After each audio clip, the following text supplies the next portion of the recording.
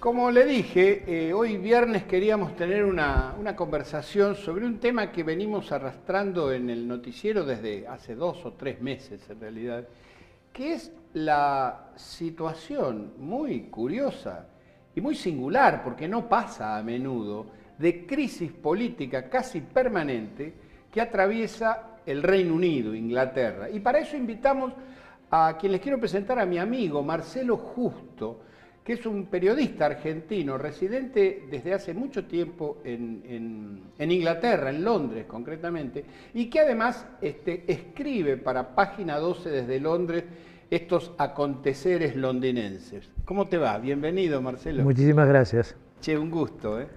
Bueno, escúcheme una cosa, explícanos así a los paisanos de acá del sur, ¿qué es esto del Brexit y por qué tanto despelote? Así simple. Bueno, vos lo nombraste bastante bien recién, como un gran laberinto. Esta semana hubo un nuevo capítulo del laberinto. En teoría, el Reino Unido tiene que salir el 31 de octubre de la Unión Europea por el referendo que votó a favor de... O sea, hay un referéndum que le ha dicho a las autoridades que el 31 de octubre tiene que estar afuera de Europa. Es un poquito más complicado. El referendo fue en 2016 y dijo que el Reino Unido tenía que salir de la Unión Europea. Luego, por la negociación del Reino Unido con la Unión Europea, tendría que haber salido el 31 de marzo. Ahí pidió dos prórrogas que llegaron hasta el 31 de octubre. Ahora llega el 31 de octubre y nuevamente existe la gran posibilidad de que el Reino Unido salga de la Unión Europea sin un acuerdo. ¿Cuál es el acuerdo y por qué no pueden llegar a un acuerdo? El gran problema es la frontera irlandesa. Ahí está. Ese es la clave del viento asunto. Que sopla en la pradera. Exactamente. ¿Y por qué es la frontera irlandesa? Porque la República de Irlanda pertenece a la Unión Europea e Irlanda del Norte pertenece al Reino Unido. Y es la única frontera terrestre que hay entre el Reino Unido y la Unión Europea. En el momento en que el Reino Unido se separe de la Unión Europea, todas las mercancías que pasen por allí van a tener que pasar por algún control aduanero. Y las personas. Y las personas. Los dos hechos son, por un lado, bueno, para la Unión Europea garantizar efectivamente de que no se convierta esa frontera en un colador por el que entren productos de todo el mundo de contrabando, a la Unión Europea. Digamos, que no sea como la frontera, qué sé yo, Argentina-Paraguay. Exactamente. Es para decir algo. Por el otro está el tema de los acuerdos de paz de 1998 que trajeron la paz a Irlanda del Norte después de casi 30 años, digamos. Sí, señor. ¿No? Y bueno, en esos acuerdos de paz, el hecho de que no exista una frontera visible con chequeos, con puestos fronterizos, etcétera, etcétera, era un capítulo esencial. Entonces, sí, el gran dilema es cómo montar una frontera que no se vea. ¿Y cómo van a reaccionar los irlandeses del norte respecto a esa frontera que los separa de sus irlandeses de la República de Irlanda? Claro, es decir, ese es el gran, digamos, uno de los grandes, son los dos temas. Son los dos temas. El tema comercial para la Unión Europea y por el otro lado el tema político-militar, casi diría. Claro. Que es para la paz de Irlanda. Y esta semana lo que presentó Boris Johnson fue el miércoles primero ante el Congreso del Partido Conservador, el jueves ante el Parlamento, fue un plan para Irlanda del Norte, que era una especie de solución tecnológica del asunto. Ajá. La solución tecnológica es que todas las mercancías que pasen van a ser vigiladas tecnológicamente y que iba a haber unos puestos efectivamente, pero no en la frontera, sino en el interior, sea de Irlanda del Norte o de la República de Irlanda. Una especie de aduana seca. Una especie de aduana seca en el interior y un poco oculta, diría. Claro, claro. A la que llegaría de manera que no fuera visible para Claro, las vos sabés partes. que eso yo lo he vivido, por ejemplo, en la frontera de Uruguay y Brasil. Vos tenés la frontera, pero después a 15 kilómetros, 10 kilómetros para el lado del Uruguay de la frontera, tenés puestos de policía que te vuelven a revisar. Ajá. Y eso es más o menos algo así es lo que dicen. Lo que pasa es que la Unión Europea ya rechazó esa propuesta de la solución tecnológica hace mucho tiempo, porque ellos tienen ya fronteras de este tipo. Tienen una frontera con Noruega, y esa frontera con Noruega, por ejemplo, requiere más o menos un control físico concreto de unos 19.000 camiones diarios. Bueno, el tránsito que hay por la frontera irlandesa es muchísimo mayor, son 72 millones de tránsito, digamos, de vehículos. De unidades de transporte. Que pasan en una dirección o en otra por año. Entonces te imaginas que es una especie de, es imposible ese tipo de... Galletas, colas. Exactamente, y eso da para cualquier tipo de... Y contanos, Marcelo, ¿por qué razón el Reino Unido toma esta decisión de salir del Brexit? Bueno, eso tiene que ver más con el referéndum y el momento en que sucedió el referéndum, y con razones, te diría, espuria. Digamos, mucha gente sí tenía una especie de resentimiento un poco vago, un poco difuso contra la Unión Europea. Un caso típico, por ejemplo, Gales votó contra la Unión Europea, a favor del referéndum, a favor de salir de la Unión Europea. De salir de la Unión Europea, porque decía que la Unión Europea prácticamente no le servía para nada. Sin embargo, Gales es un gran beneficiario de todas las ayudas europeas desde hace 2 o 3 décadas. Con lo cual ahora están un poco desesperados los galeses. Digamos. Porque Gales es como, digamos, la zona pobre del... Es como una zona más pobre del Reino Unido. Reino Unido, sí, exactamente. ¿no? Históricamente. Históricamente, sí, claro. sí. Entonces se producen esas contradicciones.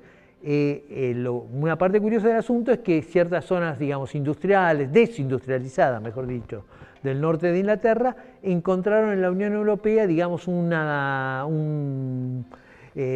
decir? Un acusado perfecto por los problemas que ellos venían viniendo, que en realidad eran problemas que venían del thatcherismo, que no tenían que ver con la Unión Europea. Entiendo, hay zonas que han sido desindustrializadas por las políticas de Thatcher y que encontraron en la Unión Europea la explicación de esa desindustrialización. Exactamente. Y entonces terminaron votando en contra. O sea, es un mal diagnóstico.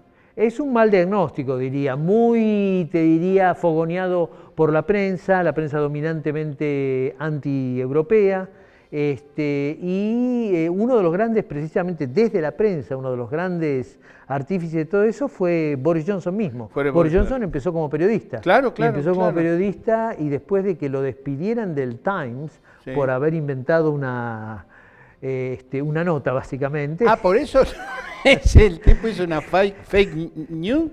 Sí, la noticia, más que la noticia, inventó una cita de un académico. Y eso allá no se tolera como acá, ¿no? Y eso allá no se tolera, entonces lo despidieron, pero sin embargo, como forma parte de la élite, lo terminaron contratando casi inmediatamente después por el Daily Telegraph, un diario ultraconservador del Reino Unido, que lo envía como corresponsal a Bruselas. Y Bruselas en ese momento era un lugar que no importaba mucho. Estaba ahí en la Unión Europea, parecía el lugar más burocrático para hacer, no había nada que hacer. Y él le logró encontrar la vuelta para que todas directivas o cosas que se estaban discutiendo se volvieran muy visibles y muy jugosas. Por ejemplo, discutían, pero formalmente como parte del proceso de discusión, como para homogeneizar todos los productos de la Unión Europea, había que homogeneizar las bananas. Entonces, bueno, con eso se hizo un festín. Un plato se hizo el tipo, claro.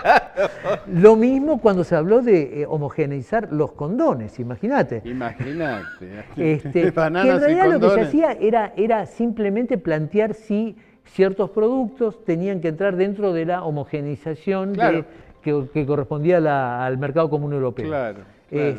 Pero él eso lo convirtió en agarró noticia, para el churrete y se convirtió a partir de eso en noticia, y se creó la imagen de una Unión Europea que era totalmente invasora, que se ocupaba de cosas ridículas y que quería de todos modos, por todos los modos, allanar, digamos, invadir la soberanía nacional de los estados y convertirse en un superestado europeo que controlara absolutamente todos los aspectos de la vida cotidiana, hasta los condones.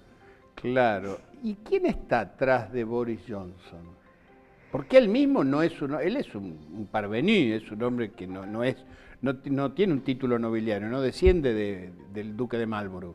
No es cierto, pero sí pertenece a una cierta élite.